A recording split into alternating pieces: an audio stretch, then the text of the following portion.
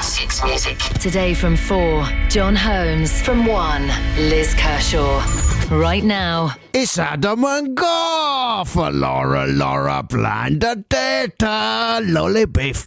Hello and welcome to the big British castle. It's time for Adam and Garth to broadcast on your digi-machine. Joe is away, bouncing round and round Los Angeles. But Mr. Jennings is here with his lovely cheery face and panties ablaze.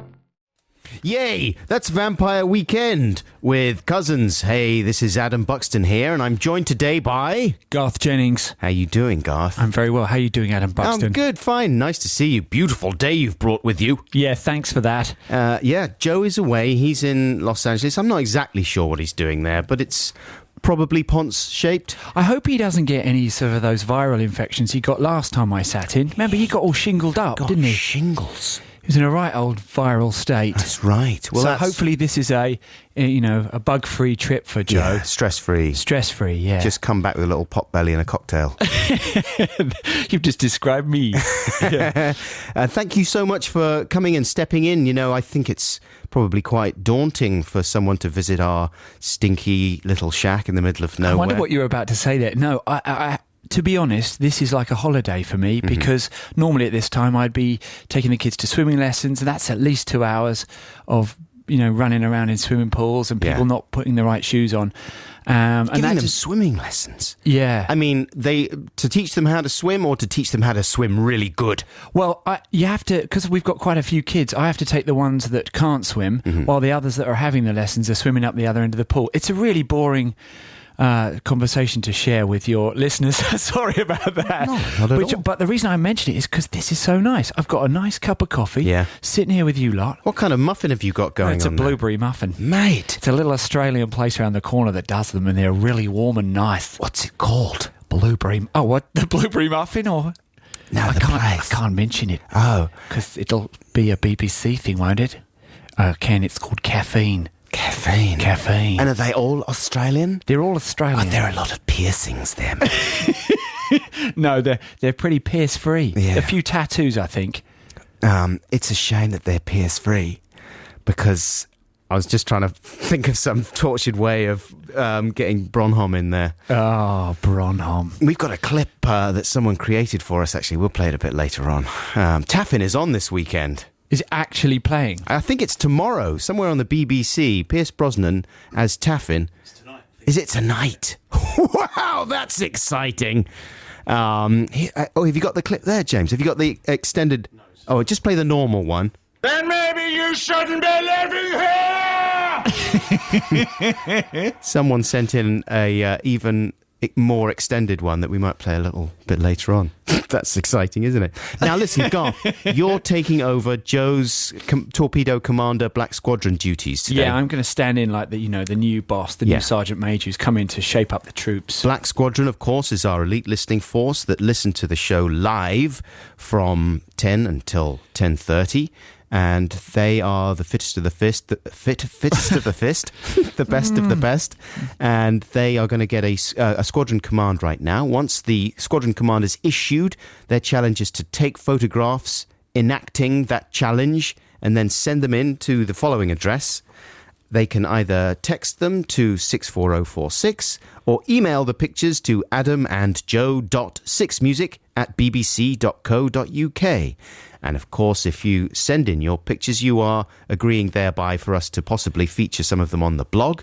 That's pretty much all you need to know, I think. Yeah. So, Garth, we're going to fire off the strokes taken for a fool immediately after you issue this command. So stand by, Black Squadron, with your cameras. Here is the command now from Commander Jennings. Okay, the command is catalogue pose.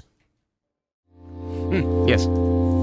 That's the strokes with Taken for a Fool. Hey, this is Adam Buxton here with Garth Jennings this week, filling in for Joe, who is away. Very nice to be with you, listeners, this lovely Saturday morning. I mean, it's the kind of morning that makes you feel very happy to be alive. I'm so happy to be alive, Adam. And I hope it's nice where you are as well, listeners. If it's rainy, then we can't be held responsible. Hey, Garth, how many times have you seen people stealing things? Have you ever witnessed a theft in public? No. I don't really. I remember watching my sister try to steal something when she was little, Right. but we were kids. Bit of shoplifting. Little bit of minor shoplifting, but no, I don't think I've seen anyone. So I came home the other day to find my bike had almost been stolen. Oh, really? There was someone actually fiddling with it? No, they weren't actually. They'd sort of tried to fiddle with it and then thought, oh, it's not going to come off. So they thought, well, let's batter it to pieces instead. Yes. Thanks for that, That's whoever what I you do. are. Yeah.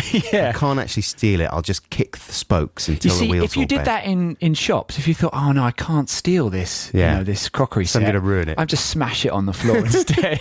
It'd be quite a good idea. Oh, I wanted to steal those bananas, but they're looking. I'll just stamp on them. That's right. Yeah. What is the logic of just trashing the bike? You're so I outraged. can't steal This guy's chained his bike up properly. What's that all about? I'm gonna kick the wheels in. That'll teach him a lesson. And I'm going to really bend his bell right round so he'd have to twist his wrist at an awkward angle to play it. Mate, you can't say bend his bell before 11 on a Saturday morning. I'm sorry, The mate. other day I was in the supermarket and I was in the supermarket queue and I looked round and next to where everyone was queuing up, they had one of those deli counter things. Oh, yeah. With bits of couscous and strawberries and, all Yeah. that. With a sneeze shield on top of it. They have like the little sneeze shield so you can't just go, and everyone gets your germs. Anyway, there was a lady wandering around. She must have been around the 50, 55 mark, fairly smartly dressed. And she had a little tub and she was spooning bits of couscous in there into the tub, a few strawberries here, a bit of chicken salad. Couscous, strawberries and I mean, chicken. she was trying everything. Okay. She was just eating it. Just having a little eat. Like it was a buffet on a No, wait. on a was cruise. she putting that spoon back in? No. Okay, because that's naughty. Yeah, I don't think she was putting the spoon back in, but she was basically just treating it as a free buffet. Just wandering around there. And then at the end of it... Supermarkets, there is a little bit of license there, though, isn't it? Because Really? Well, we often give our kids a bag of grapes at the beginning. Yeah. Because that keeps them quiet. Yeah, but you're going to pay for the grapes. Yeah, but by the time we get to the end, there's only about 3 grapes left. So you think, oh, I may as well not pay. Yeah, sorry. So, talking about people stealing things, it's me. You seriously, like, you have the grapes and then by the end you think, oh, well, they've gone now. Well, nothing to pay I think for. they weigh the grapes, don't they? There's only 2 grapes on Oh, I there. see. They weigh them. So That you've is got, thieving. you've got 4 grapes and a mass of stalks. Yeah. Sorry about- Yeah, we're too poor to afford the whole bunch. Yeah. We just love the stalks. stalks. We just nibble on those when we get home. Yeah. So I feel like you're not impressed though by the fact that this lady was doing some free shoplifting there. I mean, maybe that doesn't count as shoplifting. She was just having a nice little buffet. The trick is to be blasé, I guess, isn't it? To just get in there with the spoon and not try and look like you're trying to hide it. Yeah. Just make it look like, I'm just having a bite to eat. That would be fun, wouldn't it? And then just go and uncork a bottle of wine, have a little just neck it. glass of wine. Just neck it. Top tips from Garth Jennings. Yeah, that's all I can offer you people. Right, now here's a free play for you listeners. This is a band that I knew nothing about before last week when I filched the CD from someone's desk here at Six Music. That's not true. It was given to me by someone legitimately, because even that's a crime. You can't do that. You can't just go around I've heard stealing about that, yeah. CDs. I mean, the world's gone mad. Can't steal anything these days. This is Tune Yards. Do you know anything about Tune Yards? The only thing I know about them is that they're spelt funny. Right. They use upper and lower Uppercase, case. lowercase, lowercase. Yeah.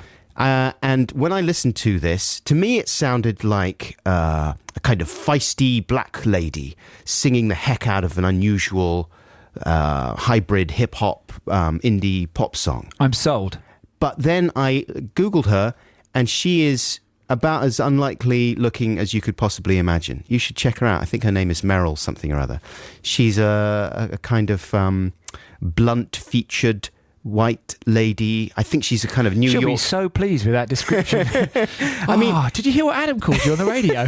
A blunt-featured white lady. That came out wrong. Yeah. But she's attractive. Yeah, she's very in a blunt-featured kind of way. Yeah, but she's incredibly charismatic, and she's got this amazing way of singing and delivering her stuff. So some of the sounds you hear on this track that I'm about to play, this track is called My Country, and it sort of starts off with sounds. It sounds a little bit like a horn section, sort of going, and I think it's her just making those noises. But I really enjoyed this. So I hope you like it too. This is Tune Yards with My Country. I'm a root, I'm a shoot, de ma wheel.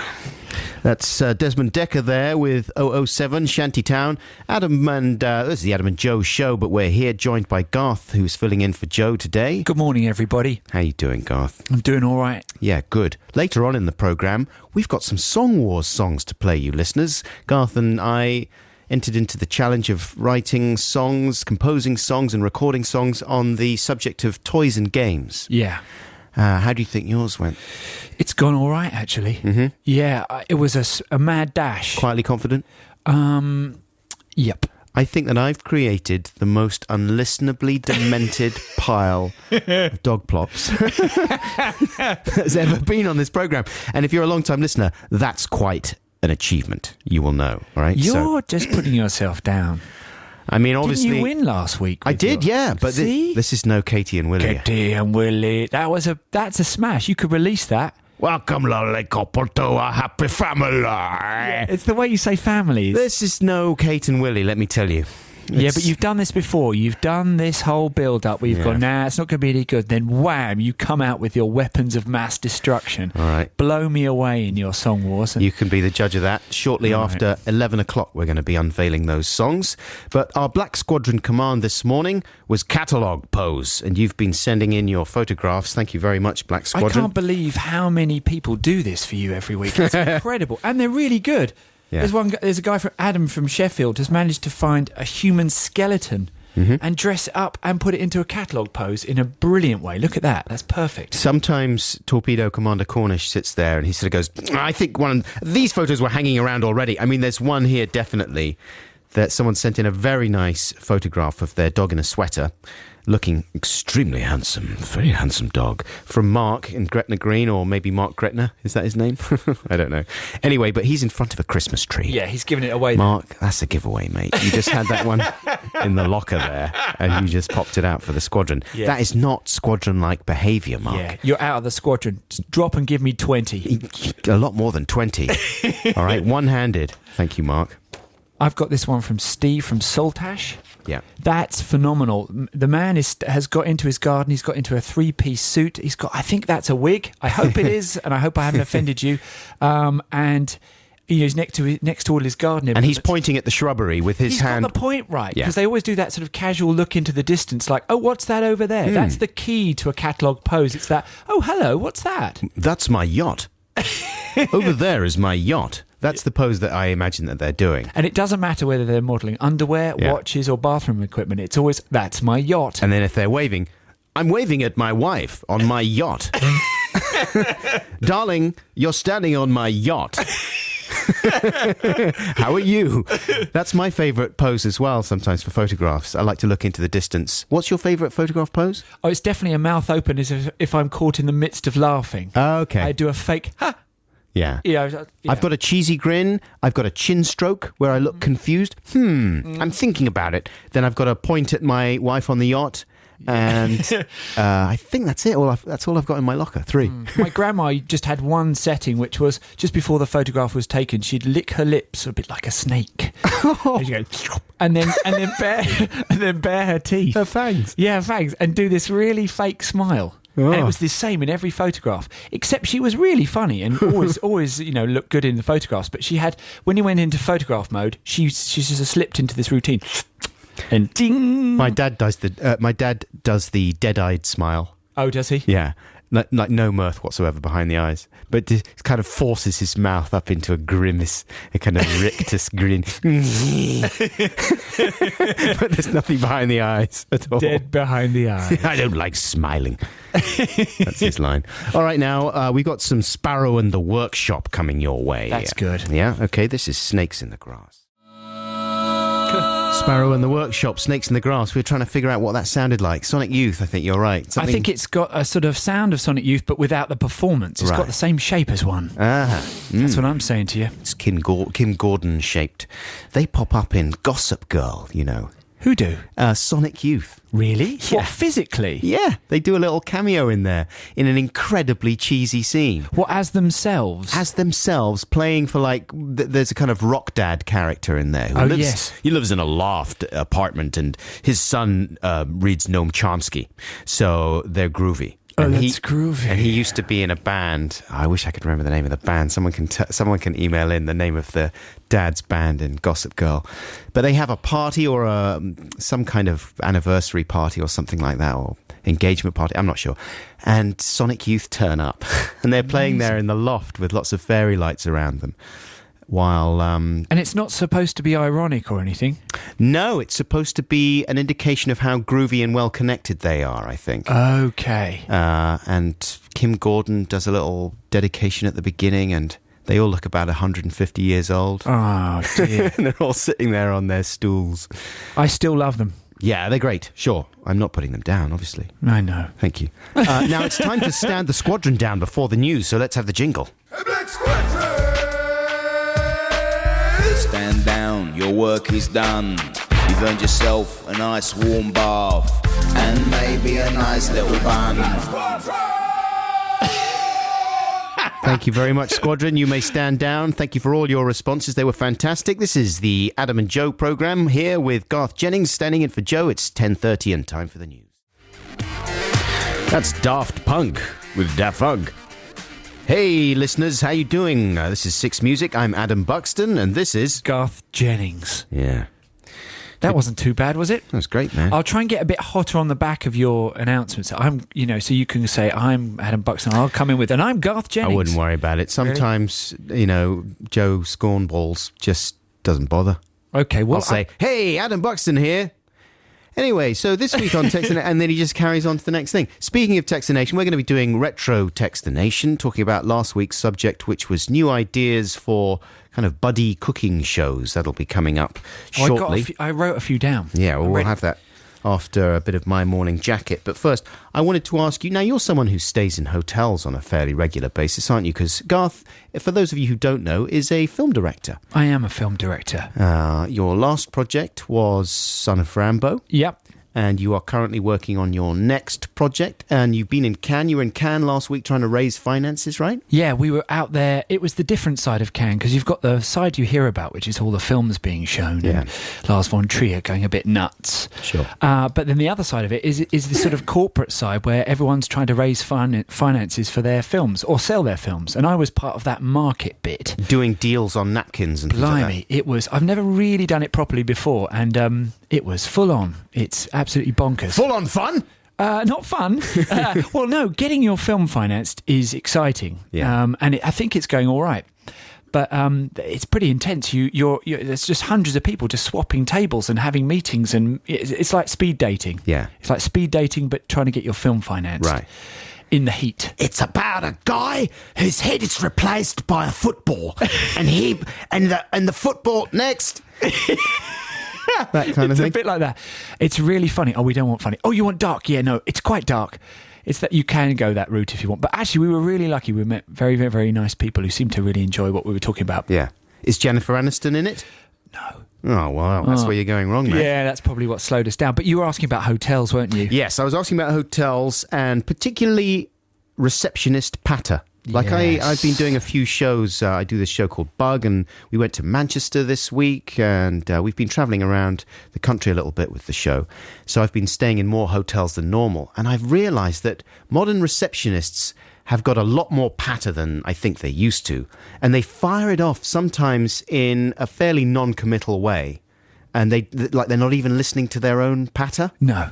But they've just had all the little phrases, and while they're doing their logging in, to fill in the awkward silences, I guess the theory is, they fire off these inane questions at you, and you're not quite sure, and they're the kind of questions that a friend would ask you, but they're being fired at you by someone who clearly doesn't care about the answers, so you're not sure if you should respond sincerely or just, fob them off, but it feels a bit weird fobbing them off. So let's see how you respond to my receptionist patter. Oh, right, okay. Oh, okay, Mr. Jennings, let's just put your details in here. How was your weekend, Mr. Jennings? Oh, it's fine.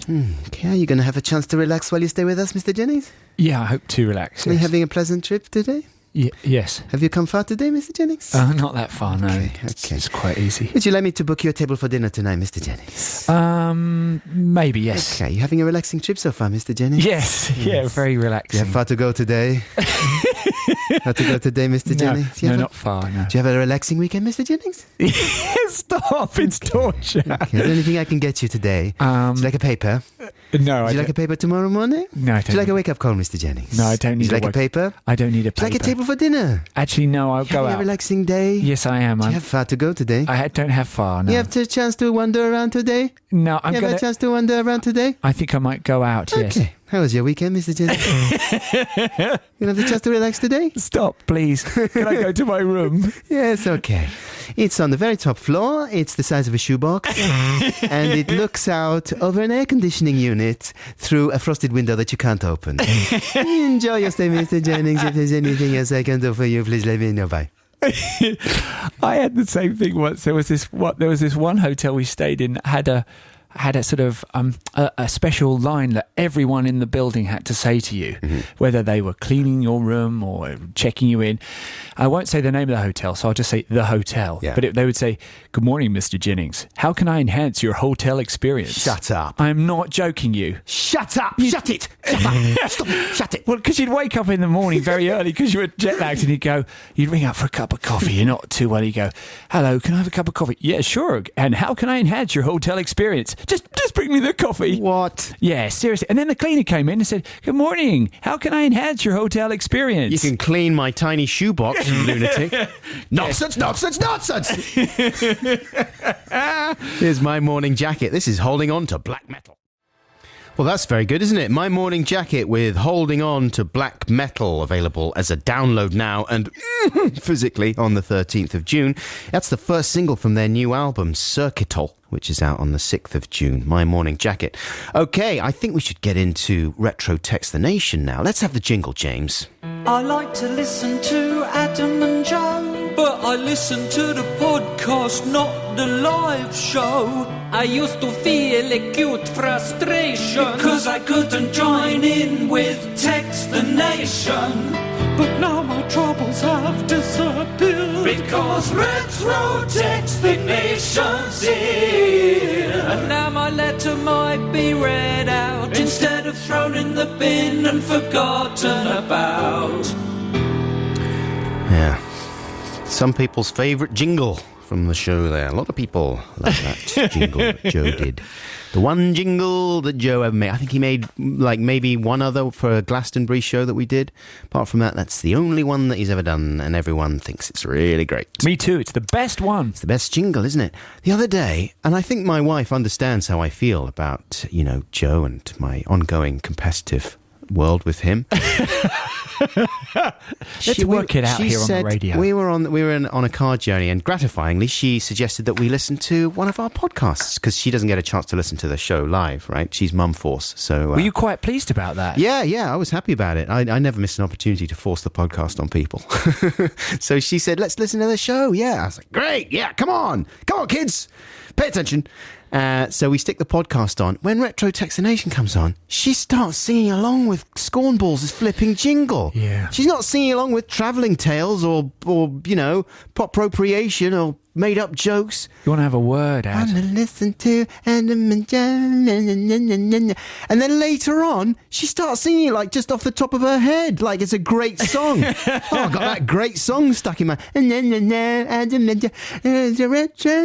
Shut up! What are you doing, woman? Drive the car. I didn't say that. That is actually how he speaks to his wife. But other people, It's weird. I think, have been listening to this jingle as well, right? There was a clip sent in, and I'm so sorry, but I think I've lost the name of the lady who sent in this clip. Well, I might try and find it later on in the show, but you know who you are, lady. Thanks. It was really nice. She sent in this clip of Norman Smith, I think, probably on the Today programme on Radio 4. Here he is in action. You have to say, the whole NHS reform package appears to be on the cusp of getting chucked in the bin and forgotten about. chucked in the bin and forgotten about. That's true. I mean, I don't know if we owned that phrase. I don't know if Joe coined that phrase, but there's a lot. You know what? He'd probably just been listening to the podcast and it soaked into his subconscious. Sure. And he went for bin and not trash. But listen, do you realise the power of your podcast if that's what you can do with it? You could say anything. You could change the world. Yeah, we can feed messages direct into the minds of our leaders. Via jingles. Nonsense!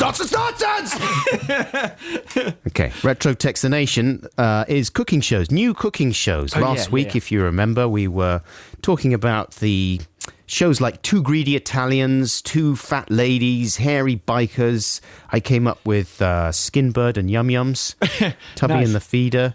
Have you got any ideas? I got a couple. I got Cannibal Run. Cannibal Run. Yeah, it's like, I'm a Celebrity, Get Me Out of Here. Yeah.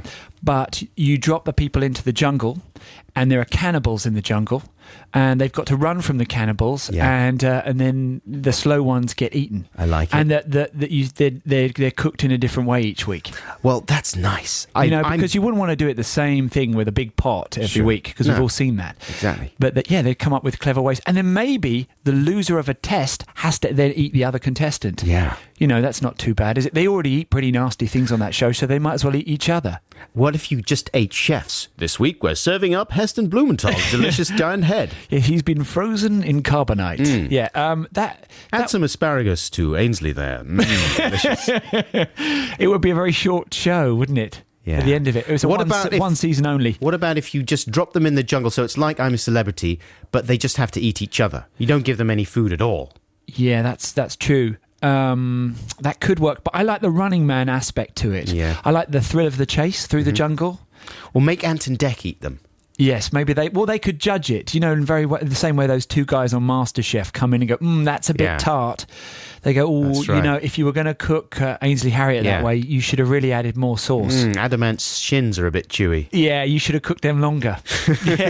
Yeah. I do like the idea of them eating each other, though, because it could be like a bush tucker trial. Well, exactly. Stop torturing the insects and the indigenous wildlife of the Australian jungle and make them eat each other. Yeah. I think that's a fun idea, Garth. I'm commissioning that. Here is an idea from Gwilym Jones. He's a mailman. He says, how about sushi sous chef? Lawley and Barker have a cook-off to decide who will be the top sous chef in a new sushi restaurant. Spin-off concept number 1. Sue the sushi sous chef. This follows the legal battle between Lawley and a disgruntled customer who gets food poisoning at said restaurant. Spin-off concept number 2. Same concept, but with Barker's rival restaurant. And it'll be called Sue the Sushi Sue... Sue the Sushi Sous Chef Sue 2. It's a hit. Thank you very much, Gwilym Jones. I'm commissioning that immediately. I found one, but I forgot the name of the person, which was called, and the show was called Bigger Fish to Fry. And basically each week Stephen Fry cooks a progressively bigger fish. I think that's a great idea. That's an excellent idea. He'd start by reeling in an anchovy, and then by the end of it, he's pulling in a humpback whale and working out how to divvy it up. Very good idea. Yeah, I'm commissioning that too. Thank you.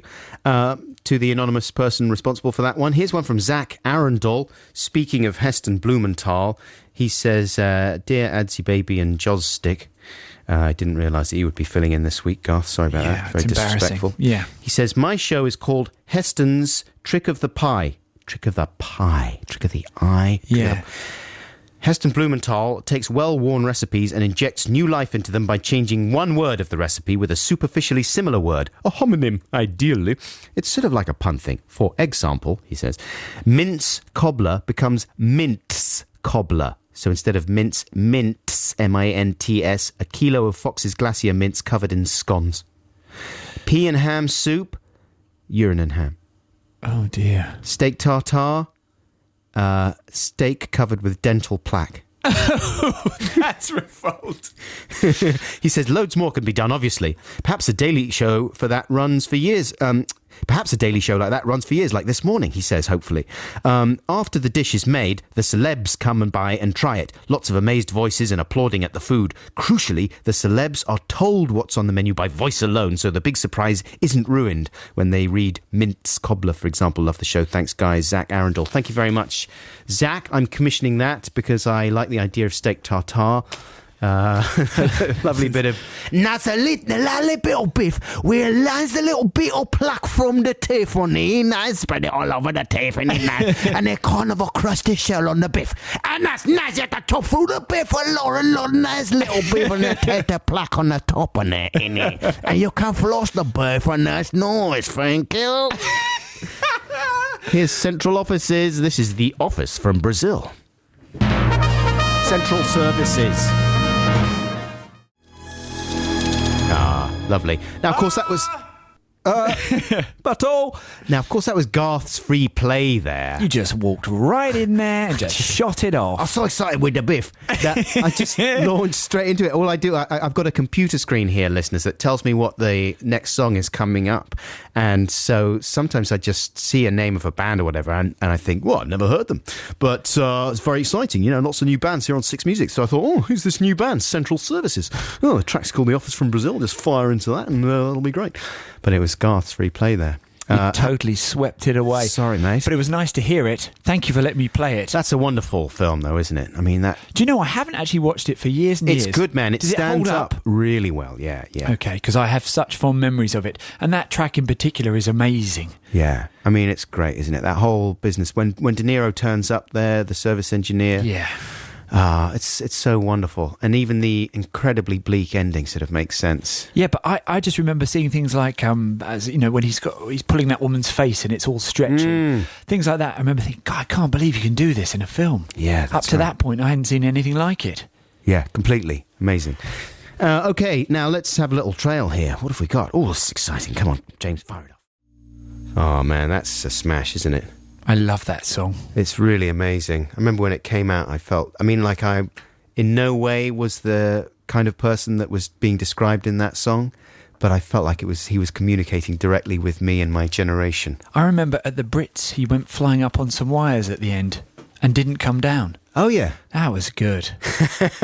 Never come down, and he floated up into the scenery. Wow, that wasn't the same Brits that he got in Jackson trouble, was it? I don't know. I can't remember. May have been. It was all around that time, wasn't it? Hey, listeners, how you doing? Welcome to the show. This is Adam Buxton here, joined by... I'm Garth Jennings. Hello. I'm standing in for Joe while he's away in Los Angeles. Los Angeles. And what an exciting weekend it is, folks, because, of course, tomorrow evening on BBC One at 11:55 p.m, you will be able to hear Pierce Brosnan in action on the film Taffin, where Brosnan plays a... debt collector or something like that, or he gets into some trouble with a local community who want to build an oil refinery, and Brosnan is trying to stop them from doing so, and he's conflicted. He's got issues. He's not entirely good. He's partly very angry. And, of course, in one wonderful scene, he gets in a little argument with his girlfriend there, mate. And she says, he says, it's none of your business anyway. And she says, as long as I'm living here, it is. To which Brosnan replies, then maybe you shouldn't be living here! But someone sent in a fantastically extended version of that little exhortation. Matt Power in Greenwich. Thank you very much for this. And I'm suggesting, listeners, that maybe you somehow make a recording of this and then play it out the window. Well, I think when you're watching the show tomorrow night, if any of you've seen the film Network, you'll understand that thing of people, rising up out of their seats, leaning out the window and saying, I'm mad as hell and I'm not going to take it anymore. Well, I think we should do a Taffin version. So when that line comes on the film tomorrow night, just lean out of your window and shout the line, this line. Where is it? Then maybe you shouldn't be living here!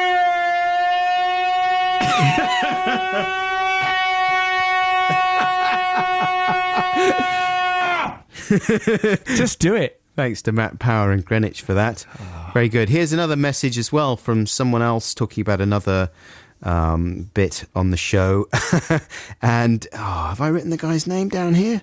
I'm not sure if I have. Oh no, here we go. Rear Admiral Scott, Black Squadron App Division.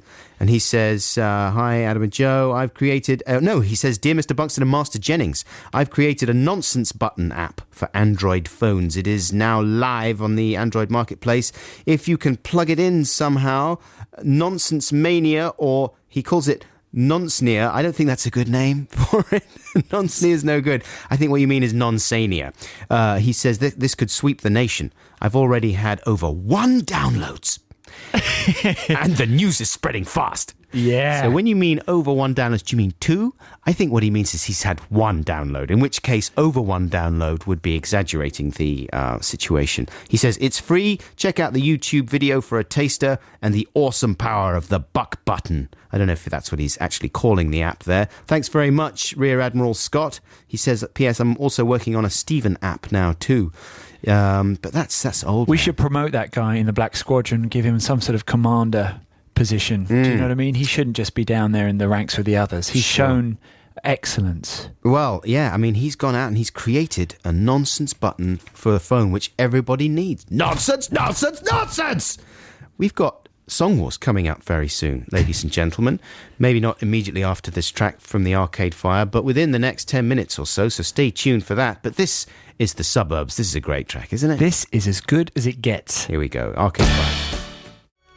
That's a smash, isn't it? Arcade Fire with The Suburbs.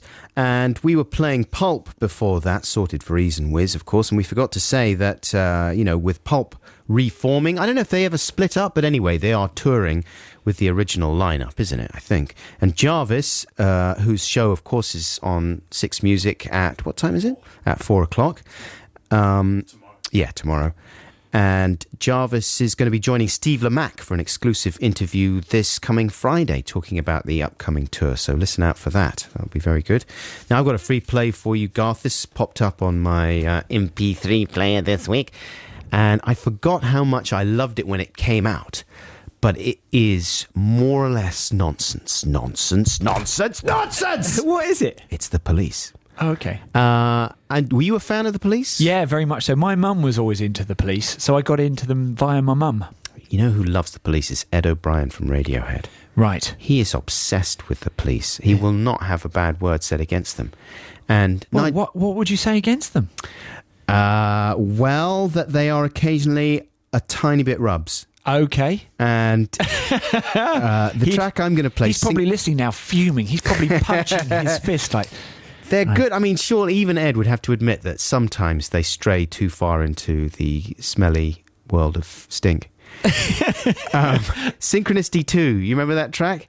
From 1983, from the album Synchronicity. I don't know how it goes. And the video was police. That's like Sting. It was a bit like the Duran Duran video. Oh, is he in loads of candles? No, he was. I feel like he was attached to another windmill as well, or something. He was scaling a big kind of apocalyptic thing. He had wind blowing in his hair, and there was explosions going off. It was very much like the Wild Boys video for Duran Duran. Well, they had a huge set left after that, so they might as well reuse it, I guess. I guess so. But the song is a kind of a story song. It's in 3 acts. Good. And it's all about, it's juxtaposing a story about a man living a kind of boring suburban family life, going into work with a creature crawling from Loch Ness. Remember that? Somewhere. Yeah, I know how that one goes, exactly. Yeah. So you've got lyrics like, another suburban family morning, grandmother screaming at the wall. Let's not forget that Stung was actually an English teacher at one point as well. We have to shout above the din of our Rice Krispies. He doesn't say that. Yes.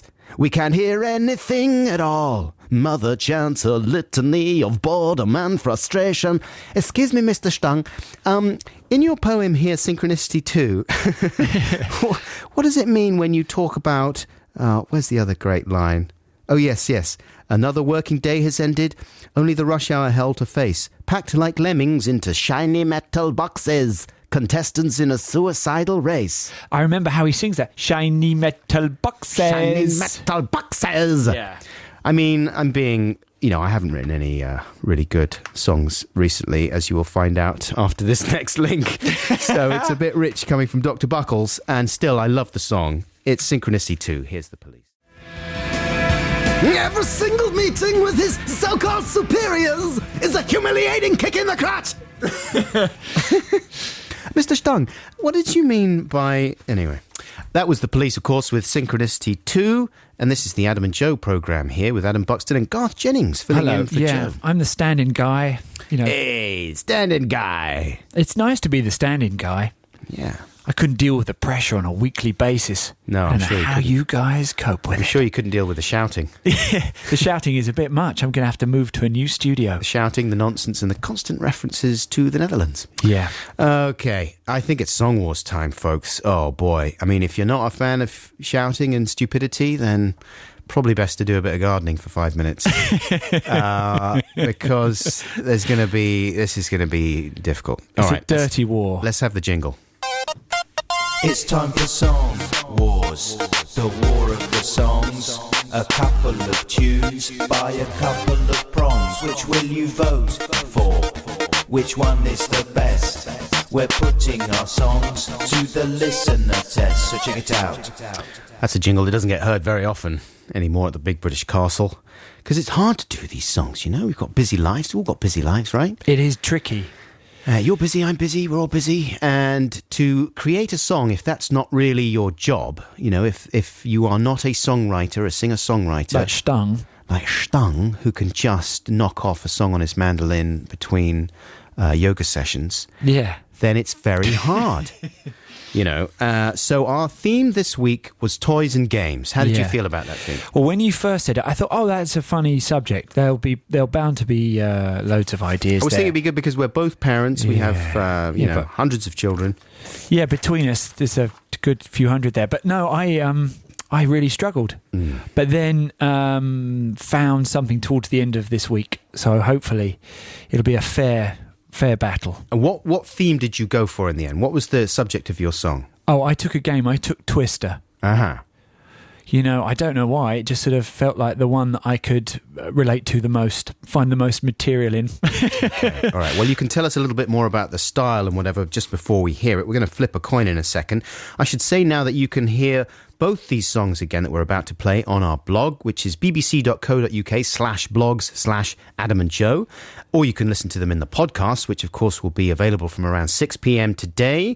Then you can vote for your favourite song if you want to get involved via the blog or our usual email address, which is adamandjoe.6music@bbc.co.uk. Emails only for this. And the best thing to do to make it simple, you don't have to include any message in the email. All you have to do is in the header, just call it, just say you're either Song Wars, I vote for Adam, or Song Wars, I vote for Garth. That would be the easiest thing, wouldn't it? Vote for Garth. Vote Adam or vote Garth. There you go. That's the simplest way. As Sorry, your I've just header. Doing ignored some that. subliminal. That's not on. No, I was just. You can't go subliminal. I was just moving something around. Subliminal on their asses. You've got until 11 p.m. on Friday, the 22nd of May, to cast your vote. Full terms and conditions can be found on our website, and the winning song will be announced on the show next week, Saturday, 28th of May. That was a computer doing that. So yeah, just vote Adam or vote Garth. Right, now let's flip a coin and Flip it, see baby. who goes first. All right, nice catch. What are you going for? I'm going for heads. Heads. It's tails, mate. You're up. I'm up first. Oh, lordy. Now, I'm not exaggerating. This has been the toughest one. Like, I started with a nice little piece of reggae music that I put together. It was a nice track, but then I started crooning over it, and That sounds like Sting again. a bit of Stung. Yeah, it was some light reggae. Yeah. But it sounded a little bit too lame, so I thought I've got to toughen this up a bit. Basically, the song is about my children playing video games. Right. And do you remember years ago I spoke about the fact that Natty, as he was then 3 years old, saying, "Oh, you're going down, pom-pom!" Yeah. When when he's playing video games with my son Frank. And they would taunt each other. "Oh, you want to come to a party, pom-pom? You better come because it's going to be a poo-poo party." He was at that phase where everything's like poo-poo and poo-poo head and all that stuff. So I kind of constructed this song around that, but I did it in a sort of Jamaican dance hall style. Wow. So this may be offensive to a lot of people. Okay. Good work. But it's but the production got away from me, and it's a bit like Don't pirate radio worry. style as well. It's all distorted, and you might not be able to hear what I'm actually saying. So that's the other thing. If you want to go to the blog, Adam and Joe, bbc.co.uk/blogs/Adam and Joe, the lyrics for both our songs are there. So if you want to see what we're actually saying in the songs, then go and check them out. But this is called Party Pom Pom. Here we go. My friend Frederick said, come round. I said, yes, we can play a bit of Wii, we can play DS, we can play Super Mario Galaxy 2. But I tell you right now that I'm better than you. I know this is your house where you live with mom and dad. I know you want to win, and that is very sad, cause I got the tricks, bro, I got the skill. I've been training pretty hard and I'm ready to kill. I'm a cold-blooded plumber, I'm a nunchuck king. When you begin to lose, I begin to sing. And here is the thing that I sing. Can you feel the thing from the thing that I sing? Would you like to come to a party, pom pom? Would you like to be my guest? It's gonna be a poo-poo party, pom pom. A poo-poo party is the best. You don't need to bring no presents, there ain't gonna be no cake. Just bring a Wii and you better guarantee that you don't make no mistake. Are you gonna come to my party, pom pom? Are you gonna be my guest? It's gonna be a poo-poo party, pom pom. A poo-poo party is the best. Are you enjoying all the humiliation? Would you like some more on your daddy's PlayStation? Hold up a second, cause your mommy's coming in. Save the level and wait for the speech to begin. What you doing inside? It's a nice day out. Go and get the football, have a kick a ball. Nice bit of exercise, that's what you need. Or go and get a book, another liquor read. Why you got to sit inside playing a machine, staring at the plumber on a flickering screen? That's not real life, that's just nonsense. No wonder all the children now are turning out so dense. We're in the middle of a party, pom pom, bust off a party now. Spread is getting covered in poo-poo, pom pom, a little bit of poo-poo anyhow. We're learning all about plumbers, we're learning all about stars. We're rescuing a princess in distress, using physical and mental powers.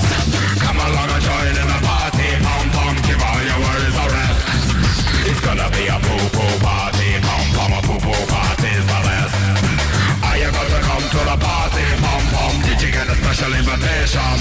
It's gonna be a poo-poo party, pom pom. We're celebrating your annihilation.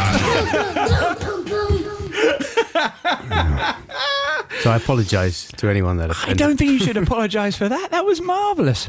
Yeah. That was a master. I am going to go out there and say that was one of the best you've ever done. Thank you very much. I mean, you know, because we talked about doing pirate radio jingles. Yeah, I've made some this week. Good. We'll play those a bit later on. Yeah. But Garth, ages ago when he came on the show, pointed out that thing that happens when you're listening to the radio and suddenly the pirate stations drift into your frequency and you suddenly get interruptions. Oh, people kind of talking like this over massive beats. I love that when you're listening to something very mild and calm and then some really inappropriate thing comes in. Yeah, we're shouting out to me big brand, you know, just right in the middle of, you know, Shania Twain or something. So I think that was partly responsible for my approach to that song. Anyway. That was a masterstroke. Time for yours now, Garth. What's yours called? Mine's just called Twister. Mm-hmm. That's pretty much all I can say about it. I did my best. Here we go. This is Twister. Yeah, we're gonna play a little game. Roll the mat out, spin the wheel. Yeah, we playing Twister. Take your shoes off unless you want a blister. We break a sweat, but we never break our wrister. You can bring your friend, but please don't bring your sister. She's well annoying. Yeah, we play a Twister. Even MPs play it in Westminster. If you's a young un or if you is a spinster, we can all have a little game of Twister.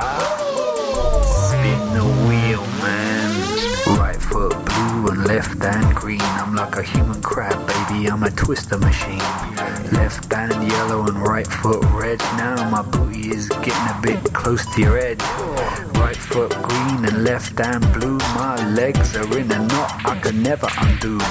Left hand red and right foot yellow. Now you see I am a bendy fellow. When it comes to playing Twister, I'm a natural.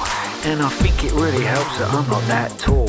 If I slip when I'm tied up like a pretzel, you'll see the very definition of a pratfall.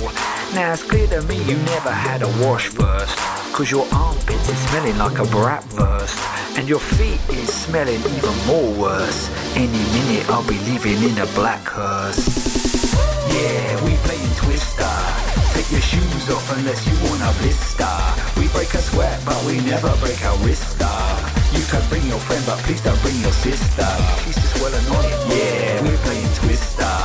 Even MPs play it in Westminster. If you're a young un or if you is a spinster, we can all have a little game of Twister. There you go. That was Twister. That's great by Garth Jennings. Yeah, we took similar approaches. Yeah. Isn't that weird? Yeah. Collective consciousness. Donkeys seldom differ. So, vote for your favourite song there, or your least worst song if you prefer. Just put Vote Adam or Vote Garth as the header of your email to adamandjoe.6music@bbc.co.uk. And you can do that right throughout the week, whether you've listened to the podcast or you're doing Listen Again. Right now, some real music. This is Franz Ferdinand with No You Girls. Pixies with Here Comes Your Man, Adam and Joe program here on BBC Six Music with my good friend and your good friend Garth Jennings, standing in for Joe, who's in America at the moment doing his dealy deals. But right now I think it's time we had some travelling tales. Travelling tales, tales of travelling on a train or an automobile or an aeroplane. I want to know what your travelling tales. All aboard the Skylark! And do you know what that's from at the end there? Isn't that Captain Pugwash or something? No, it's Noah and Nelly. Oh, Noah and Nelly, yeah. Yeah. Well done. That was, I think, the same studio, the animation studio that used to do Rhubarb and Custard. And it may even have been, what's his name? The same bloke that did the Rhubarb and Custard narration that did Noah and Nelly. I'm not sure. People can correct me if I'm wrong. Incidentally, we were talking about Gossip Girl, the name of the band that the lame rock dad in Gossip Girl has. They're called Lincoln Hawk, not Lincoln Park, you see, but Lincoln Hawk. I think that's how you pronounce it. Lincoln Hawk. Anyway, travelling tales. Now, we've been asking you to send in any stories you have of things that have happened to you whilst you're travelling. A bit later on in the show, we're going to play some more announcements and, conductor messages that people have been sending in. Conductor messages? Is that the right way of doing it? Anyway, here's a message, though, from Michael Kelly. He says, Dear Frodo and Gandalf, referring to me and Joe there. I'm not sure I'm happy with that. About 30 years ago, when I was a young child, I was travelling from Dublin to Galway on the train. I'd just been treated to an ice lolly, and like a good little boy, I was looking for somewhere to put the wrapper. Quite right. I asked the conductor, and he very helpfully took it from me, opened a window, and said, Here's a bin that never gets full, and threw it out. I've often thought the Irish Tourist Board could use that as a slogan. Ireland, a bin that never gets full. That's from Michael Kelly. What the heck is that? That's fantastic. What a lovely sales pitch. Yeah. Ireland, the bin that never gets full. The bin that never gets full. What are you doing looking for a bin? Look, there's a window right. Just pop it out the window. What are you doing wasting your time with looking for a bin there? Thanks, Michael Kelly. Now, another thing that people have been sending in messages about. There was a little pause there. I like that. You were breathing. Yeah. Building up to something there. I wondered if I should fill. I just got emotional. Is the whole business of trying to keep the seat next to you free when you're sitting, particularly on a train. Yeah. And it's amazing. As soon as people get on a train, I've been really thinking about this. They get very selfish and protective over their little space. Yeah. I say they. I mean, I include myself very much in this. Right. I think it's the fact that a train journey can be so pleasurable, maybe the most pleasurable way of travelling, as far as I'm concerned. And if you're having a relaxing journey, if it's not too busy, nothing beats a train journey, I reckon. So yearn. Are you all right The over desire. there? Do you want me to step in? The word desire. Wheel him out while The desire to keep your personal space free is considerable. So people have got lots of different techniques for doing that. Here is one from Pip Haylett. He's a man. He's been called Pip since he read Great Expectations at school when he was 14. Very good, Pip. He says, the other day, I spotted a very good trick which might prove useful. I had booked my seat via a well-known pre-booking type of site on the internet for trains, also via blah, blah, blah, other sites. Long and convoluted process, but it comes with a reserved seat by default. So imagine my happiness when on finding my reserved seat on the window aisle on the next one to it. Sorry, Garth. My brain occasionally... We're just going to wheel him out, folks. Malfunctions. Just push him outside. Okay, thank you. I know where he's going with this story. Right, so he basically... he sits there and he is smugly in the non-reserved seat. Of course. Right? So you get your reserved seat and then you sit in the one next to it, which is non-reserved, knowing that reserved seat is going to stay free for the rest of the journey. Good tactic, Pip. Well, because the other one, of course, is falling asleep and looking like you're a bit mad. Yeah, we've had that. That's a classic one. That's an absolute smash. Yeah, I had a friend who her foot on a holiday, and on the way back she thought, I better take some crutches just in case my foot hurts a bit. As soon as anyone saw the crutches, she was given sort of 2 seats extra and loads of space, and first off the plane and everything. She'd only hurt her foot a little bit. Yeah, it just shows you, doesn't it? She's lucky that Take some crutches. Exactly. Next time you go on a plane, get yourself a nice big space. Unless you bump into Stung and he'd give you a humiliating kick in the crutch. That is a reference to the song Synchronicity 2. I'm not saying that police members and Stung in particular go around kicking the crutches out from people. I don't believe they do. Here's a message now from Steve Curran. He is Stephen. Okay. He's the original Stephen. Okay. Yeah. Hi, Adam. Hi, Garth. Last week's email from the woman who acted as if she was pregnant to save someone's feelings on public transport reminded me of a similar piece of public pretending. Now, did you hear that thing last week, Garth? I didn't. It was a lady who got onto a bus and someone offered her a seat because they thought she was pregnant and she wasn't. Oh, no. She was just That's awful. Just had a little belly there. Yeah. So what the lady did was, to save the person's feelings, she acted as if she were pregnant. Oh my goodness. Only in England would somebody go through with that. She stuck her tummy out and she was rubbing her belly and patting it and stuff. And then holding her back. Oh, no. I've got such a little back pain since I've been pregnant, which I am. Holy moly. So Steve had a similar type of thing. He says, as I'm sure you'll know, it's frequently difficult to judge whether a fellow passenger is preggers or just a little paunchy. So in order to avoid causing offence, either by failing to offer my seat or inadvertently making the person feel fat, I simply stand up and disembark at the next stop. This way, the person in question gets the seat and I'm no longer in danger of upsetting anyone. And then I'll either sneak into the next carriage or wait for the next bus, train or tube to come along. Bongo! I do the same thing for people who look quite old but not decrepit. Now that I write this down, it looks a little bit mentile. Am I alone in doing this? Always seems like a good idea at the time. You're definitely alone there. That's a bit much, I'd say. You reckon? Actually getting off rather getting than off the whole vehicle. Oh no, there's someone who is either fat or pregnant. Yes. I'm going to have to get off. Could you imagine it? Because if that caught on and then everyone would just be getting off trains all the time. Yeah. Oh no, They should can't tell if that's real or... And then they'd have to ban people with a little belly or who are pregnant. Yeah. You have to have separate services laid on for have to have a badge. For the porky and the pregnant. Yeah. I am porky. There's no baby here. That's right. Exactly. Little badge system. I just love cakes. Yeah.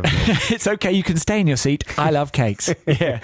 Thank you very much for all those messages. Here's Holly Cook right now, and That Very Night. Love it. Talking Heads with Heaven there. I was saying to Garth, you've got that album, haven't you? Fear of Music? Yeah, now you do this a lot. You say, you've got that, right? And I go, nah. And then you get really cross with me and say, but you've got to have it. You can't exist without that album. That's maybe the second best Talking Heads album, I reckon. Okay. Remain in Light being perhaps the best. So the one with Once in a Lifetime. And you haven't got that one either. Well, I just know all the hits. I'm a bit of a loser in that respect, but I'm going to catch up this weekend. Get Remain in Light. It's just amazing. Amazing. Let's have a jingle, and it's time for Textination, I think. Textination. Textination. What if I don't want to? Textination. But I'm using email. Is that a problem? It doesn't matter. Text. Textination time, listeners. And a couple of weeks back, I read out an email from Ed Bailey. He had this to say: I love pink lady apples, but they're so darn expensive. So every lunchtime for about the last year, I go to the self-service aisle of a certain supermarket to pay for my lunch. And when paying for my pink lady apple, I select Cox apple from the list instead. Beep! I reckon I save about 20p a day, but I'm starting to get a bit twitchy. Now it's gone on for so long, I always try and stand between the staff guy and the screen so he can't actually see I'm ringing in a cheaper apple than the one I'm buying. I keep expecting to be seen on an in-store scoundrels list. Love the show, keep up the good work. Thanks, Ed Bailey. So he is sticking it to the man. Right. I mean, I would say, strictly speaking, that's breaking the law. and I wouldn't encourage that. No, you can't encourage that, But even though you can understand it. You can sort of understand it, but that's law breaking there, Ed, and I wouldn't like you to get busted or think that was entirely acceptable. However, I am interested in other ways that people stick it to the man. You know, ways that you sort of...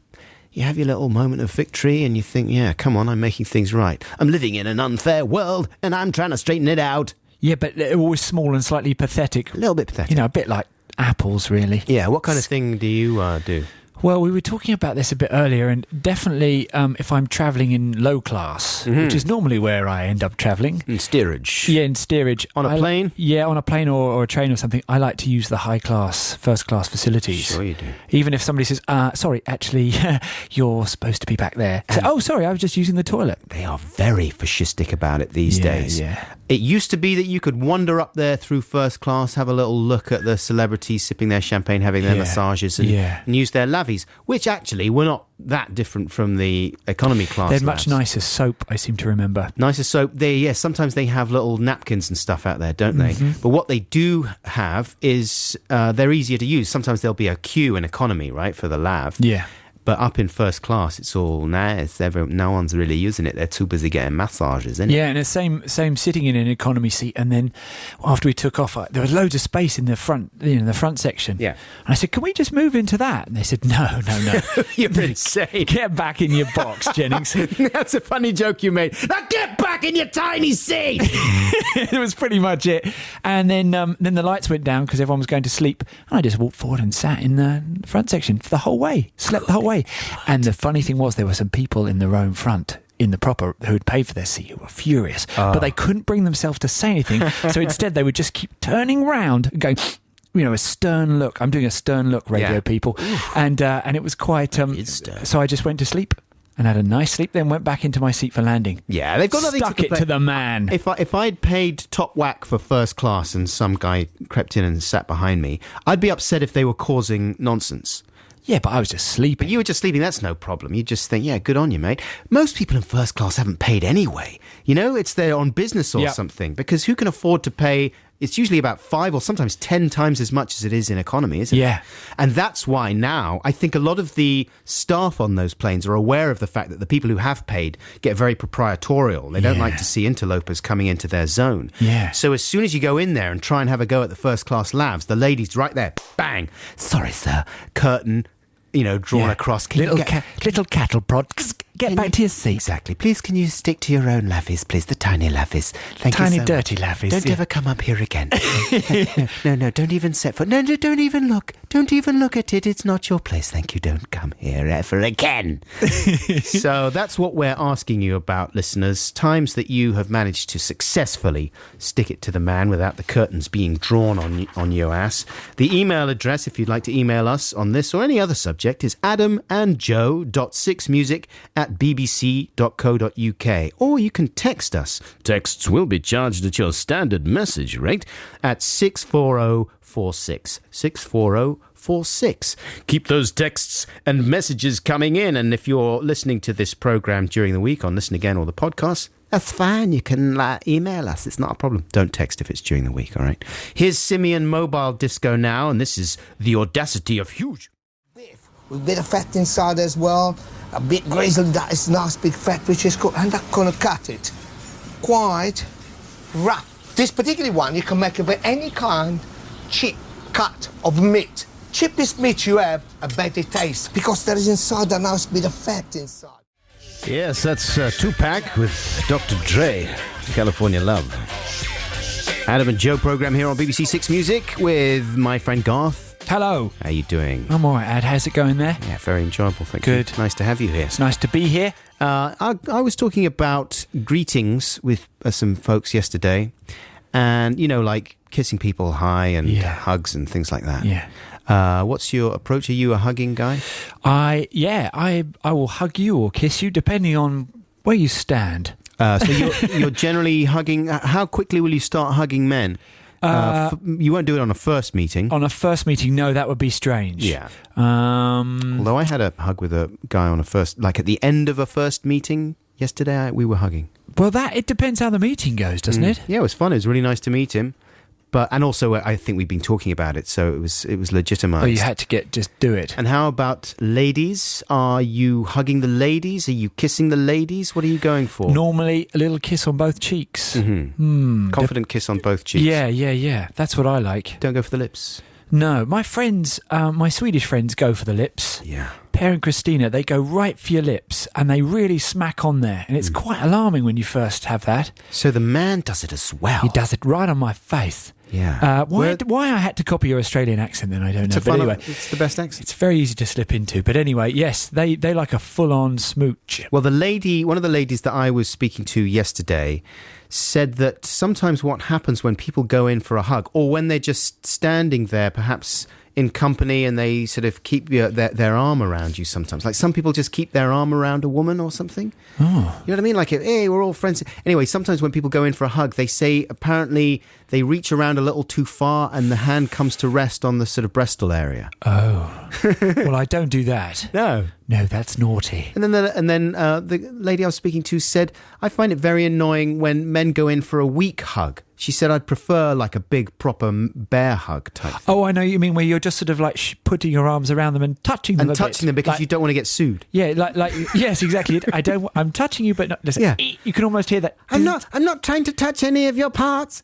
I'm just giving you a little touch for some human contact. It's kind of like a granny hug, isn't it? Yeah. Well, no, my like grandma was big on the hugs as well. You have to get in there. But if you're hugging like a very fragile old person or something, you wouldn't go in for a big man hug. That's true. You might hurt them. But generally, I suppose you should think about it as like a handshake. No one wants a weak handshake. No. What about the overemphasized handshake? Yeah, the constant shaking one. Yeah. Yeah, there's a lot of people out there doing that. That's just a bit silly. It's like showing off. Yeah. I'm not going to let go of your hand. And just shaking it all over the place. Pumping. Yeah, what I do in that scenario is just stare at my hand with really wide eyes. Mm-hmm. Just stare at it while it's shaking as if, what's this? And the other thing this girl was talking about was how angry she gets again with... a hesitant kiss, like a hesitant peck, not sure which way to go for. She would rather, she said, get a full-on lip smooch than have someone go in for a bit of a weedy peck on, I'm not sure which cheek to peck. I normally find that if I going to give a lady a kiss goodbye, that she just throws her cheek at me. Yeah. She's not coming in with the kisses. No. It's not mutual. But surely, I said to her, like, but if Doctor, that's fair enough if you're, Pierce Bronholm.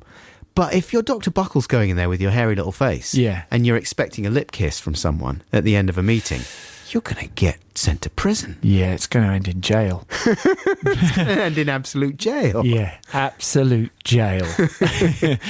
Wow. I'd be curious to know if there's anyone out there with any special techniques or any things that they like in a greeting, that kind of thing. You never reach around. The other thing that these ladies were talking about was people...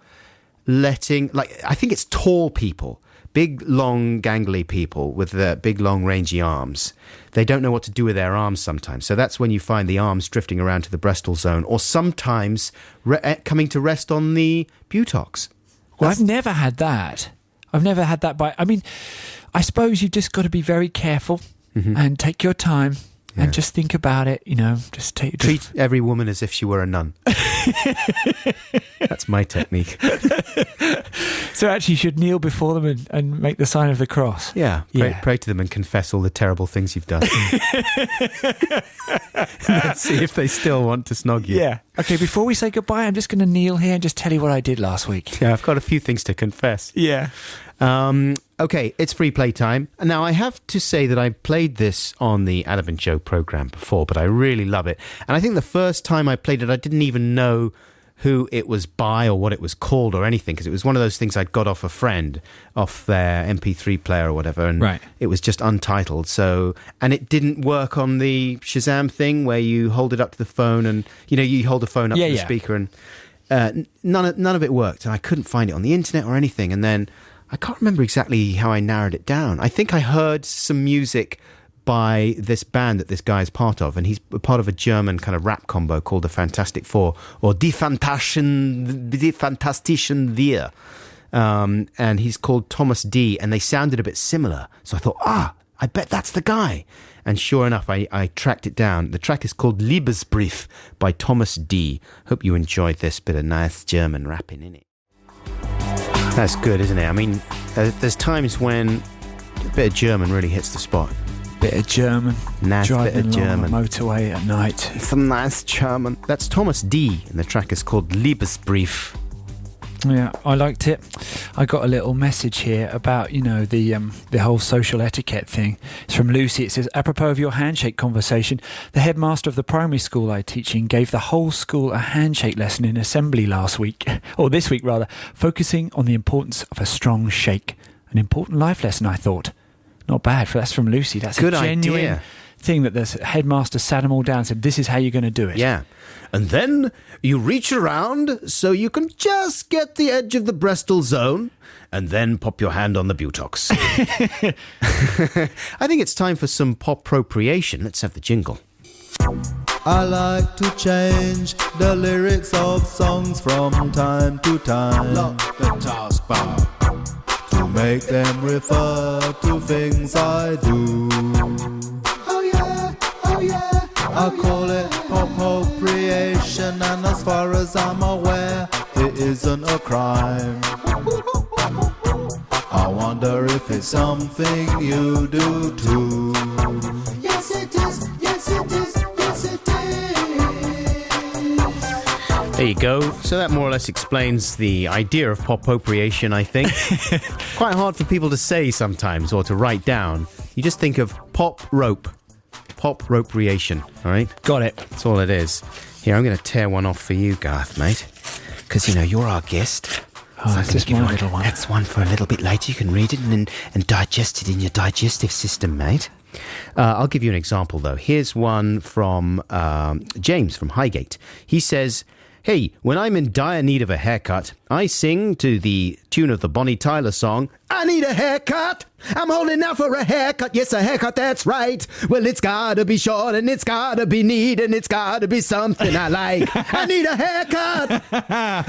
I'm holding out for a haircut. That's really I need good. a haircut. I'm holding out for a haircut in the morning light. I like that one. Oh, I can't possibly top it. This is from Nathan in London. Following on your theme of Beatles tunes, I used to sing to myself to the tune of Here Comes the Sun. Here comes my mum, dee-dee-dee-doo. That's pretty good. Yeah. Here comes my mum, and she's all right. She's all right. I've got one which is when I need the toilet in my office. The toilet's quite far away, so I always have to run to the loo. So I sing I'm Going to Run to You by Bryan Adams, which is I'm going to run to the loo. When the feeling's right, I'm going to run all night. I'm going to run to the loo. That's how I do it. I thought you were going to go for Iron Maiden. Run to the light. Run for your life. There's another one for you, mate. Thanks. I like the fact you're tearing them off now. Yeah. Very nice. Yeah. A little bit of confetti. Here's another one from Meredith. She's female, 16 and not old enough to know any better. Hi, Adam and Joe and Garth. I have a nice bit of propriation for you. My best friend's dad started doing this once when they were eating buns. But now it's absolutely all I can sing whenever I hear this song.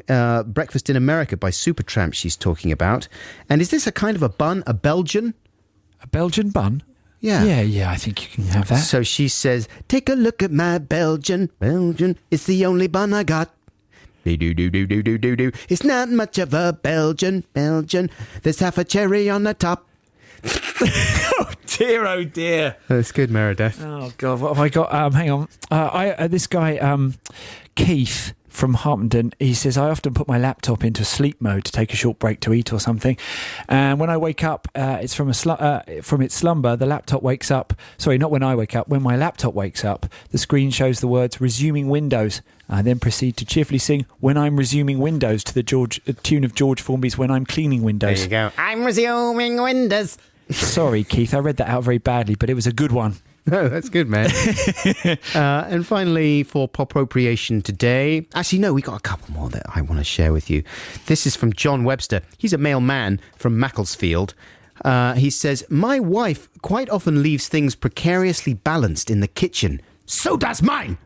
this can be a dangerously teetering pile of drying up or some badly placed consumables on the pantry shelves. And if I'm not careful, it can lead to quite a serious gravity-based disaster when reaching to grasp an object, for example, my favourite mug or a jar of peanut butter. I mentally refer to these situations as booby traps, even though I'm sure my wife doesn't create them on purpose. But whenever I encounter one of these situations, I sing the words booby trap, do-do-do-do-do, to the in the style of Boogie Nights by Heatwave. If my wife hears me, it annoys her. So now I've changed it, so I sometimes sing Precarious instead of Notorious by Duran Duran. I don't think it's really helped matters. Hope you don't think I'm not completely mentile. Love you, bye, says John Webster from Macclesfield. John, I totally sympathise, and I'm going to be using those myself because my wife sets booby traps as well. Her favourite thing is to get, like, when we have guests and stuff, she'll make coffee and things and she'll put out a little milk jug, right? Yeah. Rather than just, because she's fancy. Well, that's nice. She doesn't put out the whole... on the table. No, because it's so ugly, Garth. So ugly to have the carton on the table. So she gets a little milk jug, pops it out there, very nice. But then afterwards, when people have gone, if there's still some milk left, she doesn't want to chuck it away and waste the milk, so she pops it back in the fridge. But what happens is you get... No one's going to use that little flipping milk jug after that. So you get a whole collection of these milk jugs teetering on piles of, you know, low-fat spread and yogurt and stuff at the very top of the fridge. And the other day I went in there to grab me low-cholesterol spread margarine. Okay. And sorry about that sound. And so I knock off one of the flipping teetering milk jugs. And it tips right the way down the back of the fridge. And it starts dripping. I could hear it dripping on each one of the shelves, you know, all over every single item there. Furious. I was fuming. Half an hour I spent that I couldn't afford, taking every single thing out of the flipping fridge and hosing it all down, taking all the trays out. I mean, it needed a clean anyway, so I guess it was worth it. And did you, as you were cleaning out, really do it aggressively? So it was silently but aggressively, so your wife was aware that you were really angry? Yeah, she was doing some work in the next room. So I knew that it was unfair to really give her a hard time because essentially I should have taken more care getting the stuff out. However, I was furious. So right the way through the cleaning process, which kept on getting messier and smelly. I don't like milk very much, and it was all smelly. You're a bit weird with the dairy stuff. I don't like the dairy stuff. So every time I was cleaning, I was like, "Oh, God, are you done? Oh, for goodness sake!"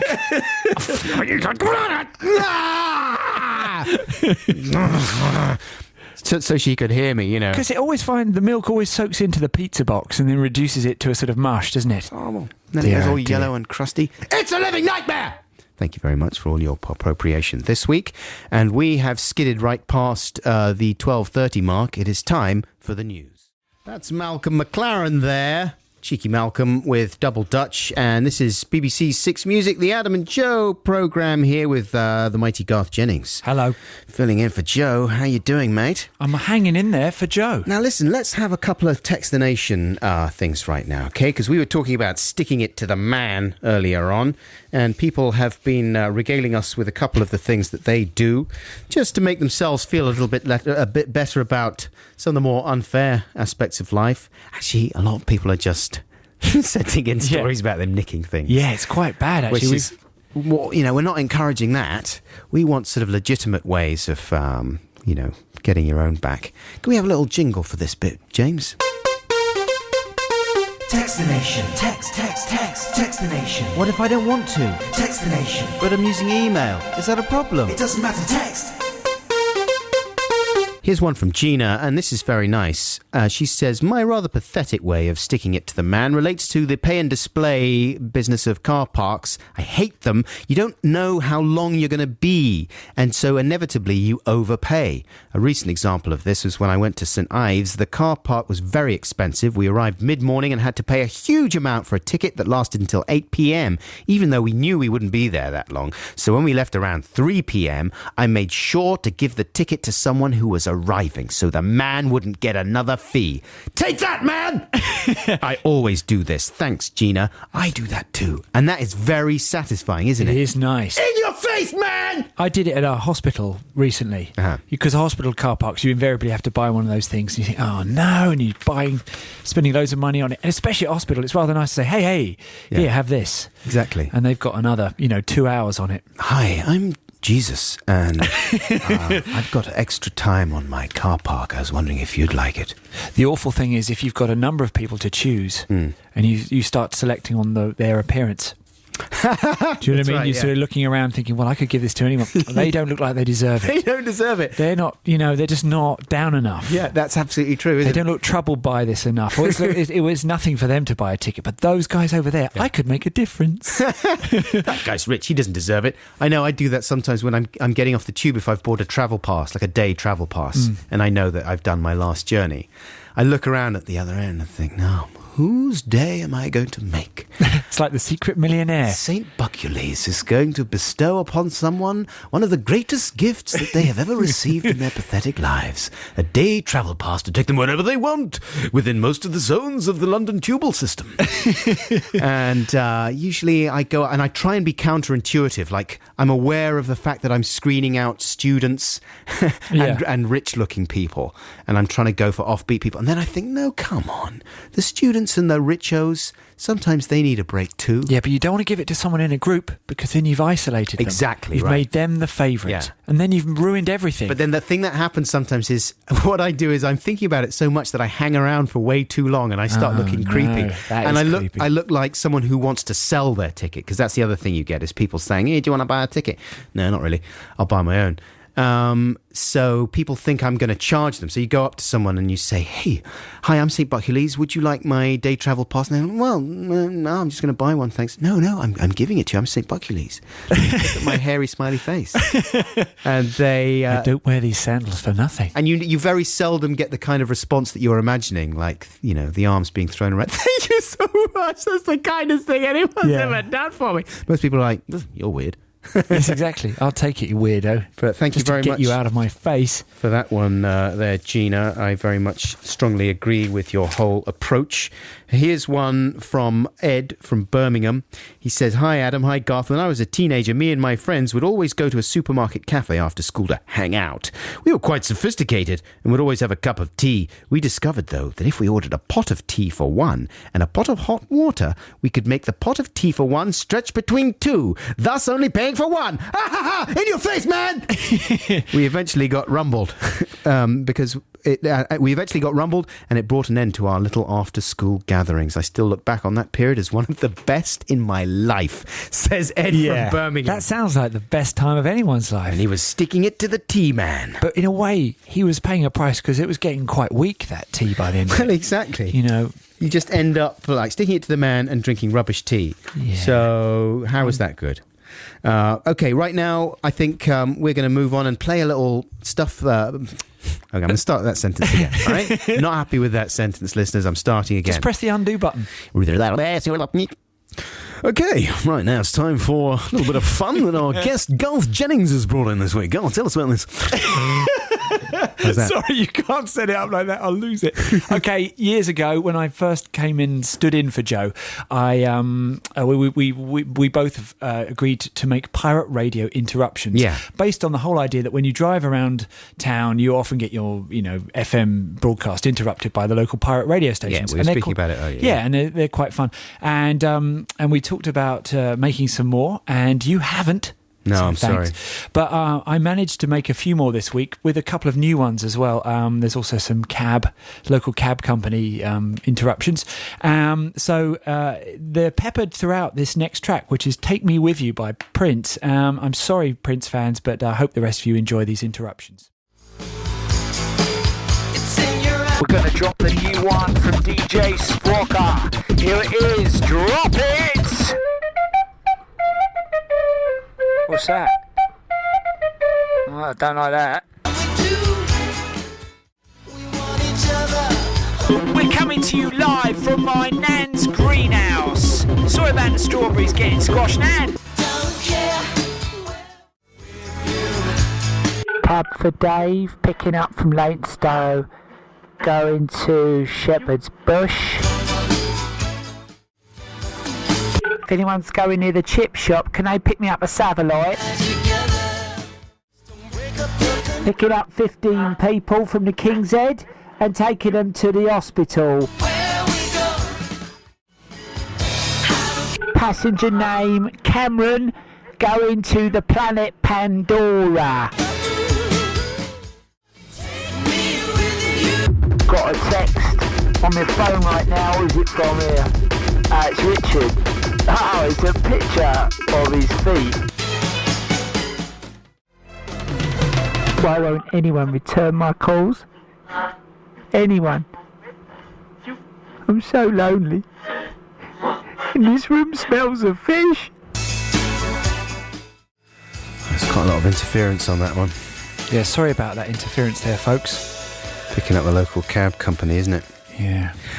Okay, now I think we're going to have a few more travelling tales, right? Let's have the jingle again, James. Travelling tales, tales of travelling on a train or an automobile or an aeroplane. I want to know what your travelling tales. All aboard the Skylark!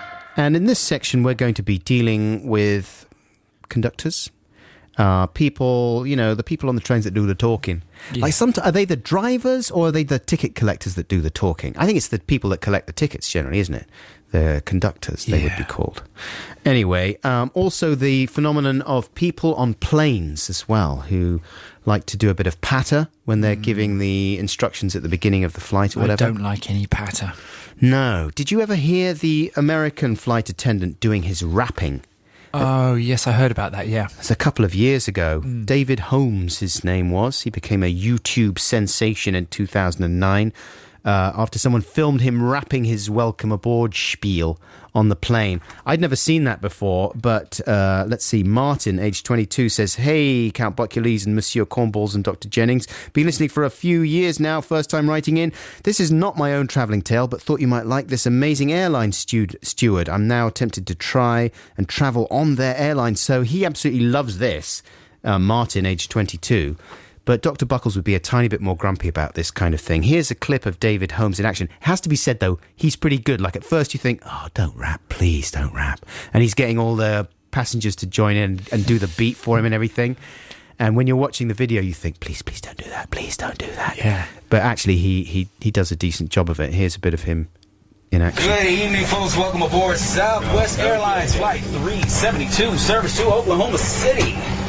All I need you to do is stomp and clap, and I'm going to do the rest because I've had 5 flights today, and I just cannot do the regular boring announcement again. Otherwise, I'm going to put myself to sleep. So, you guys with me? Yeah. All right. So, give me a stomp, clap, clap. Come on, stomp, clap, Stay on beat there. There you go. Keep that going. This is Flight 372 on SWA. The flight attendants on board serving you today. Teresa in the middle, David in the back. My name is David and I'm here to tell you that shortly after takeoff, first things first, there's soft drinks and coffee to quench your thirst. But if you want another kind of drink, then just holler. Alcoholic beverages will be $4. If a Monster energy drink is your plan, that'll be $3 and you get the whole can. We won't take your cash, you gotta pay with plastic. Before we leave, our advice is put away your electronic devices. Fasten your seatbelt, then put your trays up. Press the button to make the seat back raise up. Sit back, relax, have a good time. It's almost time to go, so I'm done with the rhyme. Thank you for the fact that I wasn't ignored. This is Southwest Airlines. Welcome aboard. Yay. That was impressive. He's good though, isn't he? I can imagine that not working quite so well in England. That's the thing, isn't it? Yeah. Yeah, well, here's a little clip of the guy on board my train. Oh, right. Yeah, back to Norwich, doing something similar. Okay, London to Norwich train, give me a beat. Yeah, this is fun. Hello everybody, welcome on the train. I'm your conductor, I'm clinically insane. I'm going to entertain you while you're on the train. At every single station, I'll do it all again. Please don't smoke, there's no smoking section. Please have your tickets ready for inspection. Don't use the toilets in the station, please. It makes the whole place smell of booze and wheeze. If you don't want no one sitting next to you, say there's someone sitting there and they've gone to the loo. Or pile up your bags or pretend you're asleep, then everyone will know you're a selfish little creep. That means you, Dr. Buckles. Thank you. That's superb. A little bit personal at the end there, isn't it? Oh, dear. But no, on the whole, it's not a good thing, is it? When they start getting into the rapping and stuff. Anything that's over familiar, I just don't like it. You want to keep it functional. Especially on a plane. You know, it's a nervous environment. There's a lot of people are frightened of flying and they're nervous anyway. It's not a relaxing way to travel. And the last thing you want is some guy doing his flipping Britain's Got Talent audition Yeah, for you. exactly. You know what I mean? Because you can't all be David Holmes. All right? So stop it! Nonsense! Nonsense! Nonsense! Okay, here's some more music for you listeners. This is Friendly Fires with True Love. Well, maybe you should just be more lovable. Maybe that's your problem. That's Friendly Fires with the song they just done, True Love. Was it? I'm guessing. Suddenly the name of the song vanished from the computer screen as it finished. Folks, that's it for our show today. Thank you very much indeed for listening. Liz Kershaw is up next, so please stay tuned. Don't forget that the podcast version of this show will be available this evening after around 6 p.m. and you can hear our Song Wars songs again. They're also available on the blog, bbc.co.uk/blog/Adam and Joe. You can vote by email. Email only, please, for the Song Wars voting, and just put Vote Adam or Vote Garth. You don't need to put a message in there. Just put Vote Adam or Vote Garth in the headings there for our Song Wars songs. The voting closes at 11 p.m. on Friday the 27th, just before our next programme. We'll be back at the same time, of course, next week, and Joe will be back in the seat. But Garth Jennings, thank you very much. Hey, thanks for having me, everybody. It was really nice to see you again. It's lovely to have been here. And thanks for all your hard work and your jingles and your jongles and your interruptions and your Song Wars stuff. And best of luck with everything, and we hope to see you soon. Take care, listeners. Here's the Stones. Love you, bye!